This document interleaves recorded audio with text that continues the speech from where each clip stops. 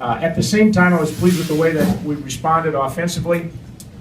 First-year starter Chris Streveler, who came in at quarterback. For those of you who don't know Chris's story, Chris graduated from the University of Minnesota in 3 years, and had been a quarterback there 2 years ago, had been their kind of second quarterback, actually started 2 games for them at quarterback, and then over the course of the next year they decided to switch him to wide receiver. When Chris graduated, he was looking for an opportunity to transfer as a graduate transfer, and most graduate transfers only have 1 year of eligibility. He has 2, and a chance to go someplace where he had a chance to compete for a spot as a quarterback. And we had great competition all fall camp. Ryan Sager, a returning starter, as well as another young guy that we have in our program, Austin Simmons. As we got closer to game time, we really felt that we had to use some of the quarterback run component as a part of our offense to move the ball consistently, and we thought Chris gave us the best option to do that. And if you watched the game at all, you saw his ability as a runner.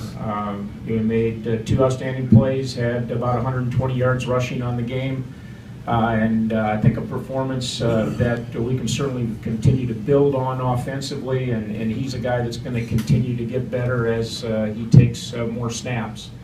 This week we play Weber State. I'm really excited, as are our guys, to play in a home opener. Having coached in the Dome before, both at Duluth and also at Western Illinois, I know what kind of environment the Dome can be when it's full of people in red screaming, and that's what we hope the Dome environment is like Saturday afternoon. Weber State comes in. They're a team that's receiving votes to be in the top 25. They finished in the upper division of the Big Sky. We're a team that probably with 1 more win last year would have been in the national playoffs. We're the number 1 rushing defense team in the Big Sky Conference last year. So a program that's on the upswing right now in the Big Sky. The thing that impresses me the most about watching them and why it makes them a great non-league opponent for us is they are, unlike some of the other Big Sky teams, they are a very physical football team. And they're going to match the physicality that we see on an every week basis in the Missouri Valley Conference. They're big up front, both offensively and defensively. They've got defensive tackles that are in excess of 300 pounds. And play a very physical brand of football, from a defensive standpoint and also from an offensive standpoint, where they're going to want to try to run the football, but will bring a little bit more balance to their offensive attack than we saw last week against New Mexico with the option scheme. So it'll be a great challenge for us and an opportunity for us to demonstrate some improvement throughout the course of this week. We've had a good week of practice.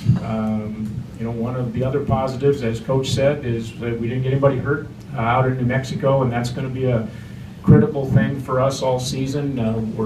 Our depth is not where we need to have it at a lot of positions. That's something we're going to have to solve with additional recruiting classes down the road, so it's going to be really important that we keep our top guys healthy, particularly in the offense and defensive lines throughout the course of this season.